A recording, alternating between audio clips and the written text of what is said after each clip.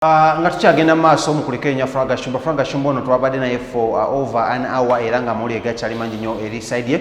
Olutalo wakati ne Frank Gashumba n'omukulu amanyiddwa nga Lumbuye luli twalabanga entalo zaabeerangawo wakati wa Penge ne Eddie Mezaya n'abantu nga bwe batyo era nga tulabanga nnyo entalo wakati wa Penge n'omukulu amanyiddwa nga Bebe Cool newankubadde nga Rasta Bebe Cool yali ate yawa opportunity Penge okulaba muno abeera nga akola ki ng'avaayo abantu bamutegeera, but right now omukulu blogger aliko ennyo naddala ku side ya Nope amanyiddwa nga Lumbuye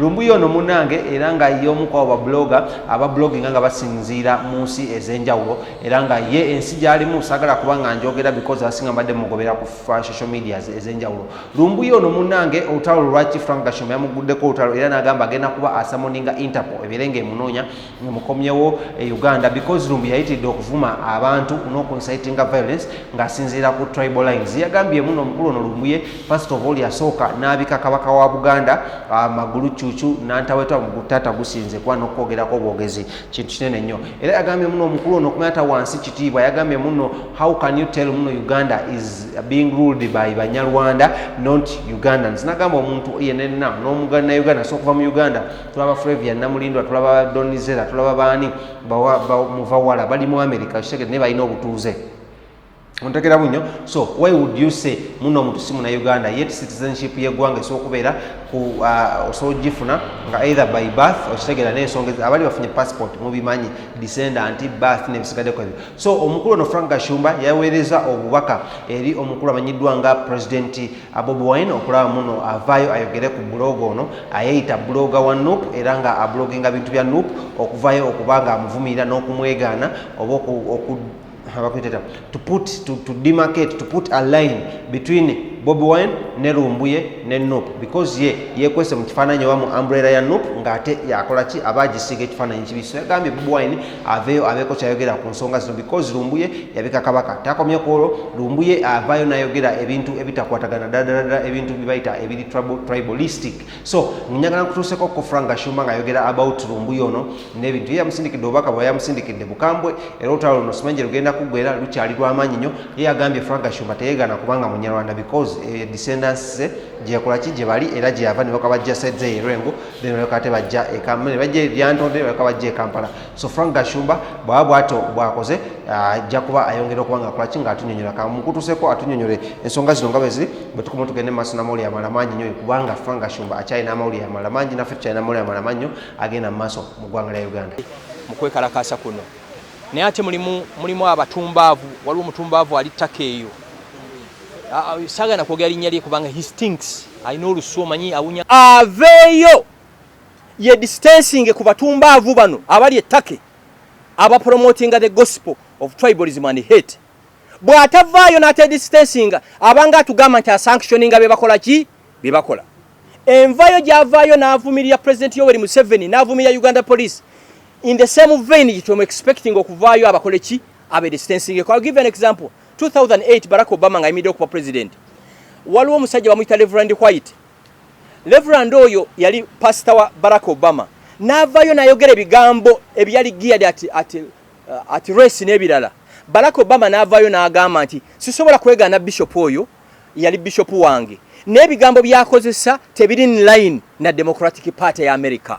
So nkubira omulanga His Excellency Bobi Wine Robert Kyagulanyi aveeyo agambe nti abantu bonna abakozesa ebigambo ebyo promoting amawanga tebali part of Nope, tebali part of people power. Yes sir. Toka sirumbangako bwakabaka wa Buganda, sirumbangako kabaka wa Buganda oyo njogera nyimiridde soogera nga ntudde owulira bajjajjaffe abaafa baatugamba nti mulwanyisanga omuntu yenna temulwanyisanga obwakabaka bwaki bwa Buganda. Lwaki? Bajjajjaffe baali hostel ba Baganda. Nze olutalo lwange lwalina Charles Peter Mayega telwalina Katikkira telwali personal. Charles Peter Mayega ayina Damola today enkya kabaka ayinza jimpa owulira. So nze olutalo lwange lwalina Peter Mayega ate lwasirika kubanga abanene baluyingiramu ne batugamba mwena muzaalibwa Buddu muli bakatoliki olutalo lukole ki lukakane. So in my dreams sirowoozangako ate ne bwe ndiba nafa n'abazzukulu bange tebalirumba bwakabaka bwa Buganda naye bajja kulumba omuntu yenna akozesa obwakabaka okutulwanyisa. Basically kyengezaga tojja kwekweka mu Bwakabaka oba administration y'Emmengo go tukoleke fujjo ffe nga tujjawo kateni nga tukuleeta. Bwekiri very simple. Ate n'ekirala kankomaawo nyo tubadde mu Buganda muno Ssaabasajja Kabaka Muteesa yaweererako ne mukulu waffe Muzeeyi Higiro Ssemajjege awo mule mirembe n'amuweerera e Bungereza n'amaliriza nga ate mutabani wa Ssaabakabaka Muteesa Muwenda Mutebi n'alonda Higiro Ssemajjege okubeera deputy speaker wa lukiiko. So mu Buganda mwetuli munda nze era akwata ku Kabaka Muwenda Mutebi abakutte kunze Kabaka lwe bamuganda ogenda e Kayunga ffe twali tumumobilizinze baasi 4 okulwanira Obwakabaka bwa Buganda. So muganda wange mwawule Kabaka mwawule Obwakabaka n'abeekweka mu bwaki mu Bwakabaka ko gavumenti obako kya kibuga Abaganda muba n'enkuuka mu mwaka nga guggwako Abakiga balina Bakiga nation si bakiri mikwano gyange abalugwala bampitanako ku mukolo gwabwe mwe mwina right okwasa embolinga ffe tukola ki situyina. Actually next year twalina omukolo gwe twalina okukola mu Kampala COVID n'atulumba twali twagala tukunge Uganda mu kakasenti mujje mulabe bye haki za Mungu eri mu bavubuka tewali mundu egenda kusirisa abavubuka mujja kubatta mukole buli kintu kyonna naye abavubuka bali hungry and angry kyekyo bayala ate baki banyivu ne bamunaleete mundu mbalaba ku Twitter mbalaba ku kinga baga bayine mundu nze abagamba nalabako Gaddafi yatuukanga e Kampala ng'ekisawe ky'entebe bakisiba 1 hour teri nnyonyi ekkirizibwa kulandinga teri nnyonyi ekkirizibwa kukola ki kubuuka.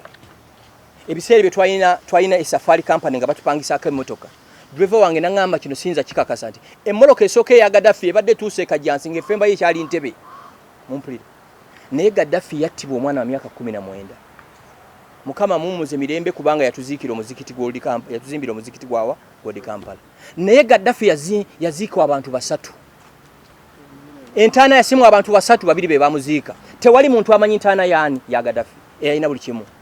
Gaddafi yalina omwana we owamitoba chef aliyo gwali ayagala ennyo ensi bwe yatabuka bamusanga yeekwese mu mugongo gwa ngamiya ne bamutemako engalo. Saddam Hussein abaana be babiri his favorites baba kuba cruise missile.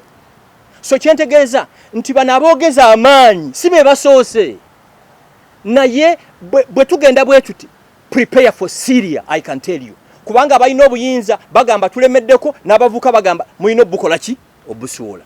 So the best way is dialogue. N'ekirala bannaddiini guno gwe mulembe gwensoose okubeerawo nga bannaddiini successful beebase Namirembe efuluuta Lubaga efuluuta Odi Kampala efuluuta Kibuli efuluuta tewali ayogera muntu akola ki anyigirizibwa kubanga all over the world ensi buli lwebaamu okunyigirizibwa bannaddiini bebakola ki bebavaayo ate mu bannaddiini kambagambe ensi bwetabuka eyo gandula ojeegaana tobangako kardinaali oba tobangako bishop ensi bwetabuka ba general beegaana nti nze sibangako ki general tinyenfuza teyagaanako butabeeranko mu magye. So eddagala lirimu dialogue mpozi n'ekirala mu abalonzi mwenna temutiŋŋana lwa byabufuzi mbeegayiridde owa NUP owa NRM owa FDC ompulira ndowooza bwe mutandika okutiŋŋana nga muli ku kyalo Masuulita muli ku kyalo Villa Maria munno gw'owalagana naye enkyawa omwana we bw'afentinga ekiro yajja okuyamba omutwala mu ki mu ddwaliro munno gw'owalagana naye munno yajja okuyamba enkya nga mufiiriddwa totiŋŋana lwa muntu lwa Bobi Wine lwa Museveni lwa Dr. Kizza Besigye lwa Mulyati no bano abanene beekubira n'amasimu olumu ne kakyayi bakakola ki bakanywa. So mbeegayiridde kindly abalonzi mwenna tofa lwa byabufuzi kino kankibagambe mpozi n'ekirala